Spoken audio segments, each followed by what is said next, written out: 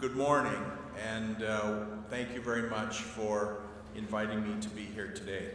I'm pleased to see many of my old friends and colleagues here today, and I'd also like to thank Minister Sohi, Federal Minister of Infrastructure, and also a shout out to Al Camaret, the President of AAMDC, and also Lisa Holmes, the President of Alberta Urban Municipalities Association. It's good to be here. As was just mentioned, I served as a City Councillor in Edmonton for 11 years and also served for several years on the board of the Canadian Federation of Municipalities. So I understand the importance of the municipal order of government, which is the order of government that is closest to the people. And that's why it makes sense for us as a provincial government to try and build strong partnerships with our municipalities, to work with them to make the best decisions for Alberta. When we last met during your November convention, our government had recently released its first capital plan with a plan to invest $34 billion over 5 years, including $4.4 billion in new commitments. Heeding the advice of former Bank of Canada Governor and leading economist David Dodge, our plan took an aggressive approach towards investing in infrastructure by focusing on projects that would keep people working. Now, 4 months later, our government is working to finalize the details of the 2016 capital plan. Given the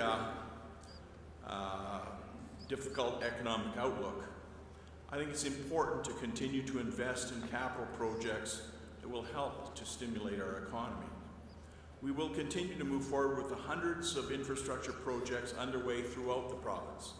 Our investments in schools, hospitals, roads, flood protection, and other critical infrastructure will create and protect jobs in the short and the medium term. And it will build a strong foundation for the economy, for our children and our grandchildren. You might recall that last fall I mentioned that government had brought back the Strategic Transportation Infrastructure Program, or STIP, with $100 million to be spent over 2 years, starting in 2017-18, to help smaller and rural municipalities better plan for local transportation infrastructure. Yesterday, I announced the launch of the engagement process to determine the future structure of the STIP grant to make sure the criteria and the application process will support you in the most efficient and cost-effective way possible. We're now calling on you and other stakeholders to help us determine how the program can best meet rural municipalities' needs. In fact, many of you will be participating in our consultative workshop later this afternoon, and I look forward to hearing the outcome. Separately from STIP, we're also working on developing a provincial transit strategy, and this will include a pilot project for rural bus service. Until the end of April, we're inviting not only stakeholders, but all Albertans to provide their input to help determine the priorities and the criteria for regional transit systems and rural bus service. A key part of this engagement is to build regional collaboration to strengthen public transit around the province. We anticipate that this strategy will be completed later this summer. Government is also committed to ensuring your families have access to clean drinking water and your communities have reliable water treatment facilities. Budget 2015 included $545 million in Water for Life and water wastewater grant programs, and that's an increase of $170 million over the budget of the previous government. In fact, Alberta may get some additional help from our federal counterparts in that regard. Mr. Sohi, thank you very much. Given your recent commitment to provide the province with nearly $700 million in infrastructure funding from the Building Canada Fund. We're looking forward to the decisions on these projects and working with you, Minister, to move them ahead as soon as we can. Alberta also welcomes discussions with the federal government about its commitment to provide an additional $60 billion in infrastructure spending over the next 10 years, including $20 billion each for public transit, social infrastructure, and green infrastructure.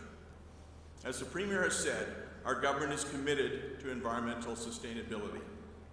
And one way of doing that is through greening our infrastructure. It has long been a priority of my two ministries to continue to reduce the environmental impact of our buildings and our transportation systems. We're always looking for ways to increase the sustainability of each new project we take on and how we can better manage our assets. This includes diverting waste from landfills as much as possible, by specifying contractors salvage and recycle construction materials and rubble, which has been reused, for example, in road construction in the Anthony Henday. I see this afternoon's agenda also provides an opportunity for us to learn more about clean energy and how solar power can be used in your municipalities. I'm proud to note that 100% of the electricity used to operate government buildings comes from Alberta-based renewable energy sources such as wind. This reduces an estimated average of 150,000 metric tons of carbon from the Alberta electricity grid every year. We've also installed solar energy systems on 5 government facilities, such as the Alberta Legislature and Pincher Creek Provincial Building. I proposed putting solar panels all over the dome at the Legislature, but the Premier overruled me. But we are committed to making our infrastructure, our buildings, government buildings, to reducing their carbon footprint considerably. So in closing, I want to assure you that we know, given the economic climate, that we continue our strong investment in Alberta infrastructure. We don't believe the answer to our economic downturn is to invest less in schools or hospitals or other important infrastructure. As we look forward to our upcoming capital plan, our goal is to continue focusing on stability while tackling some very serious economic challenges.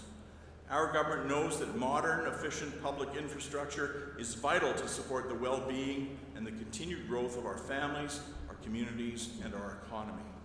Investing in Alberta's infrastructure now takes advantage of low interest rates and available resources while creating jobs for Albertans.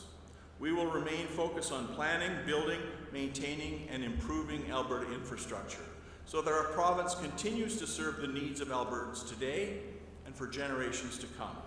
I want to thank you again for inviting me to be here today. Moving ahead, I appreciate knowing that we can count on the expertise and cooperation of all of you and your teams back home. Together, we will continue to build and enhance the province that we are all so proud of.